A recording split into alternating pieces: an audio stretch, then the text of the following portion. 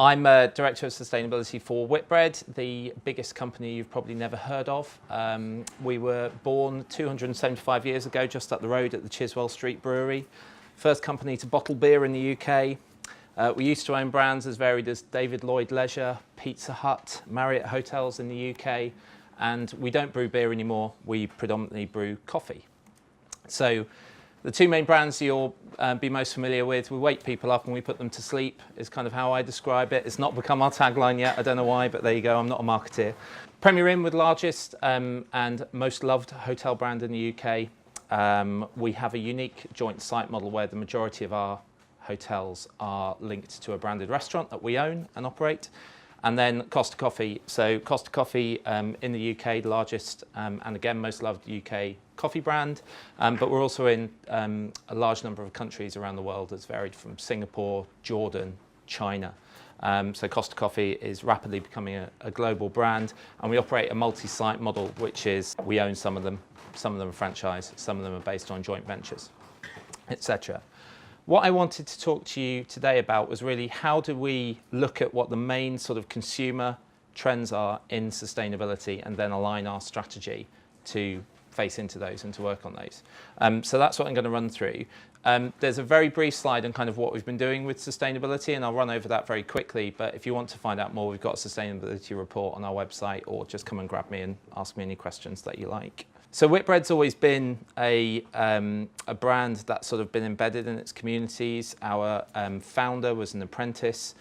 So really, sustainability has always been at the heart of what we do, and it's certainly a big part of the Whitbread DNA under our new Chief Executive, Alison Britton.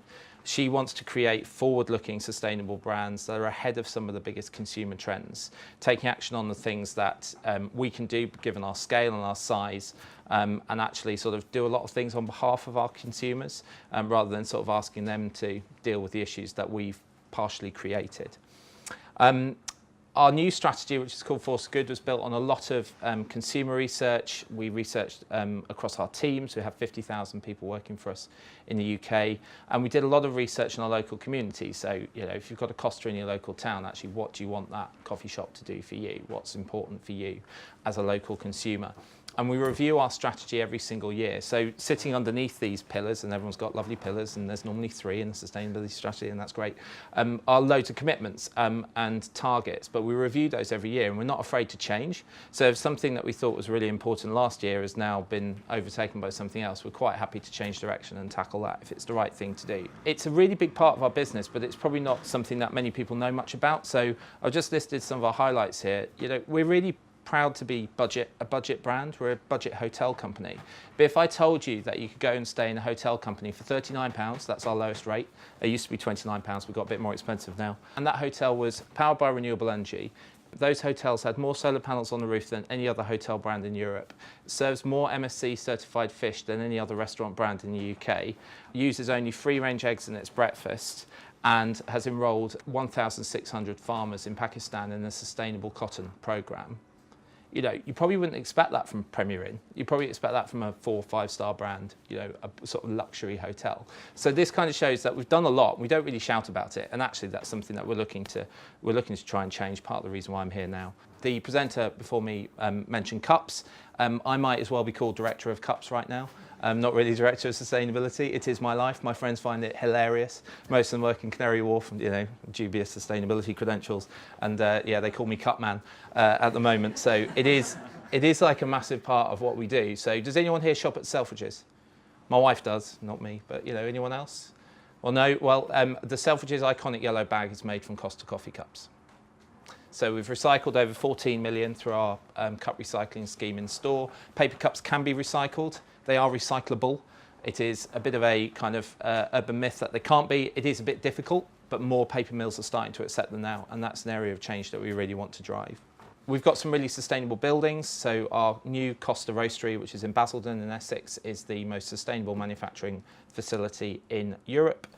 We have the most sustainable hotel in the UK, which is our Hub by Premier Inn, our cool new city brand in St Martin's Lane in London, which achieved a BREEAM Outstanding rating. And we do loads of work for charity as well. So the Premier Inn Clinical Building, which is a completely new medical facility at Great Ormond Street Hospital, opened in February. So getting on to some of the trends, what we do is every single year we try and just take a look at sort of what's been happening. And everyone knows that sustainability is a fast-moving landscape. And if I think about the work that I was doing sort of 5 years ago when I was in retail to the work that I'm doing today and what's important, there is no way, even a year ago, that I thought that as much of my day would be taken looking at plastics and packaging as it is now.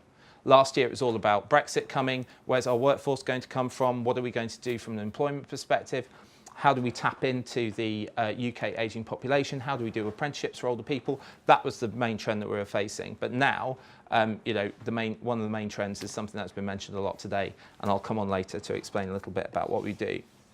But what we start looking at is we start by looking at what the drivers are for some of the trends. So what are the things that are causing some of these trends to appear? And I've got some drivers up here. There's this amazing term, which I can't claim to be my own, but I try and make it sound like it's my own when I'm talking to our directors, is feral politics. So if you think we're dealing with an agitated electorate, everyone's a bit annoyed. Yesterday it said we're still going to be making payments to the EU by 2064, and everyone was really kind of crazy about that. Knee-jerk policy reactions because the government are trying to look good. We were sat in our office a few years ago saying, "Dad, won't be a sugar tax." No way. Next day there was a sugar tax. And we're kind of facing into a lot of things at the moment where he who shouts loudest at government tends to get what they want. And that can be really difficult for businesses because it's really difficult to predict what they're going to do next. So that is driving a lot of these trends and a lot of the movements we're seeing in sustainability. The M1's already been mentioned today, but actually, you know, we know that people who are coming to coffee is the new pub. By all accounts, so a lot of young people now come into our coffee shops, whereas in my day we'd been down the local, and actually people are now starting to look at a bit more deeply at what brands are doing, and social media has played a massive part in that. So if you have a bad news story, you know you're trending on Twitter within the next sort of hour or so. You know, 5 years ago that probably wasn't happening. 10 years ago it didn't exist. Austerity is something that we're starting to see. So we are a budget brand, and actually, if anyone remembers Marmite Gate last year, with the supermarkets wanting to put up the price, saying that they wouldn't put the price of Marmite up, but Unilever was saying, well, hold on, it's costing us a lot more money to make. And things like Brexit and the sort of big geopolitical stuff is going to cause a lot of predominantly food products in many cases to get more expensive. Now, for us as a budget brand, we're trying to protect our consumers and customers from those price increases. But you know, our coffee costs went up by 30% last year, and we're thinking they're going to go up again. So coffee is going to get more expensive. It's already a luxury product if you think about it, really, in terms of just being able to walk into a coffee shop and spending £2.50, £3 on a coffee. And so businesses won't be able to protect people forever from those issues, and eventually we're going to have to start to pay. Some of the things like the gender pay gap reports and the Paradise Papers really go some way to show that actually it's not just good enough to talk the talk anymore. You've really got to walk the walk, or people are going to pull you up on it. So I don't know if anyone saw some of the Stop Funding Hate campaigns before Christmas, but that really made us as a brand wake up and think about how we were doing advertisements. So if you go on to a certain well-known middle-class, upper-class-ish retailer's website, you'll go on there and they'll be brilliant and they've got their sustainability pages, but they advertise in the Daily Mail. And Stop Funding Hate went, well, hold on, that doesn't really sit very well with the values that you're sort of exposing on your website. What are you going to be, what are you going to do about that? And so there's lots of people looking for kind of what's behind the brand at the moment. And then last one, the obvious one, the elephant in the room is the war on packaging. You know, it is a massive issue at the moment. Plastics, the Blue Planet programme did a lot to raise awareness of an issue that's been around for ages, but ultimately it's suddenly shot into public consciousness, and now people are starting to ask what they were doing. We made a commitment to join the Refill campaign, which is a nationwide campaign trying to have as many locations as possible to act as water fountains across the UK. So you can walk into any Costa or any Premier Inn or any one of our restaurants with an empty bottle and we'll refill it for you. Now, we would have done that before, but we want people to know that they can come in, they don't have to buy anything, you don't have to worry about queuing up, just come up and we'll fill up your bottle and that's fine.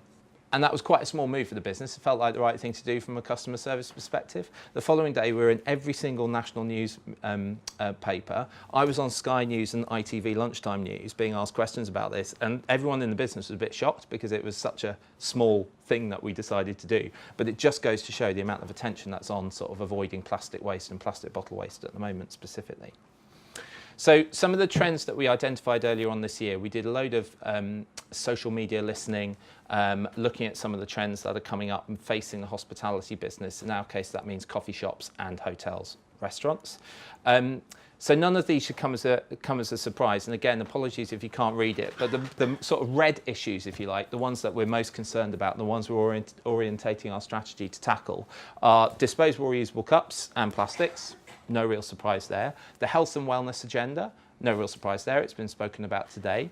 Modern slavery isn't in public consciousness yet, and that's why it's an evolving issue. Actually, we had loads of inquiries off the back of Mafia, which is quite bizarre. Another TV programme starting to drive awareness about human trafficking and things like that. And then, of course, they go, well, hotels, what are you doing about things like human trafficking potentially taking place in your properties? And in the last year, we've trained every single one of our frontline team members to identify the indicators of, or potential indicators of modern slavery when guests arrive at a hotel, just because it is a big risk area for us. And then lastly, women in the workplace, and that's becoming a big issue that I know a lot of people will have read a lot about recently. And there are some like car crash statistics around this, which just, you know, I have a daughter at home, and I think it's fundamentally unfair that she is statistically a lot less likely to ever reach my level in business than I am because I'm a bloke. And that just doesn't seem right. You know, how many female CEOs are there in the FTSE 100? Anyone know? That many. So 6 FTSE CEOs. Who are female. There are more CEOs in the FTSE 100 called Dave than there are women.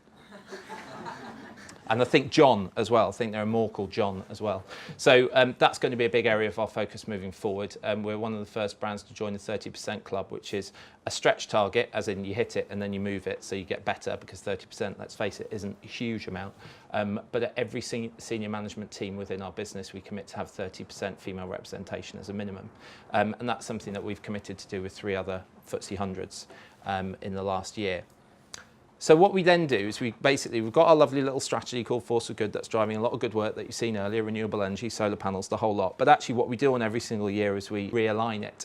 And we kind of try and come up with what's the biggest issue, and then what are the kind of 3 other areas of focus for the year. So the biggest issue for us is packaging and recycling. You know, coffee cups only account for 0.7% of the UK's total packaging waste. It is tiny, but for us it's really big, and they're the ones that are getting the attention. You know, the amount of lobbying and sort of work that we've been doing on this issue over the last few years is immense, and rightly so, because it is a huge issue and it is something that we need to tackle. The other 3 areas of focus that we're going to be looking at is that supply chain integrity, where our stuff comes from, the treatment of the people who make it, and the impact on the planet that that has. The health and nutrition agenda is obviously still a big agenda for brands that are predominantly based on having a cake with your coffee, or coming in and having an affordable family meal, which may or may not include a mixed grill with chips. You know, that is really important agenda for us to get to the forefront of, and we've aligned to some of the Public Health England targets, most recently around sugar. And then lastly, the diversity and inclusion piece, which in the short term at Whitbread looks at getting more women into senior management positions. We then sort of sense check that, and again, it's a bit of a complicated slide, but basically we try to understand what level of control do we have around that trend or that issue, what commercial impact would it have if we did nothing, and then lastly, what's the level of interest from our consumers. And then from doing that, we kind of just make sure that the 4 things that we're working on and the single biggest issue, which in this case is packaging recycling, is the one thing that we should focus on. And then we agree that. And we start to have a look at sort of what's happening with some of the statistics around these areas, and actually just trying to make sure that we're looking at the right things. And then what I have to do is I have to go and agree that with my board. And we've actually done a lot of work with our board to really embed sustainability in how we do business. And actually by linking it to the current consumer trends, the things that people are talking about, the things that people are worried about, the TV programs that are coming out, makes it so much easier for me to go into my board, because I go into the board now and everyone's asking me what I'm doing about plastics or what I'm doing about cups, because their kids are nagging them about it when they get home from school and things like that. So it just makes sense to sort of to ensure that we're working in the right areas, but it's really important to have that support from the most important people in the business, i.e. those who hold the purse strings. So we have a few golden rules which we've kind of agreed with our executive team over the last few years, and these kind of keep us honest, if you like. So we all understand there's only one way for our brands to go. With number 1 hotel brand in the UK, number 1 coffee shop and brand in the UK, we can't go any higher than that. We can only fall back. We know as a business at the moment that sustainability doesn't really drive preference. So you're not going to walk another half a mile down the high street to go to a sustainable coffee shop if you really want the coffee. Many people in this room might, because lots of sustainability professionals here, but actually the sort of average consumer is unlikely to do that. Similarly, you're not going to stay at a hotel that's 20 miles away from your destination for a one-night business stay because they're better at recycling than us. But actually what we do recognise is that people are really quick to boycott brands that compromise their trust these days. You just have to see, if a brand does the wrong thing, then people start to avoid it. And it's happened already years ago with sort of things like the non-payment of tax and stuff like that. But actually people are very quick to boycott brands now, and probably quicker than they used to be. This was the hardest one to get through the board, number 3, that actually we believe it's cheaper to attack the issues and invest in solving them than deal with the cost that comes later on. So coffee cups is a perfect example. The latte levy is basically a tax on coffee cups.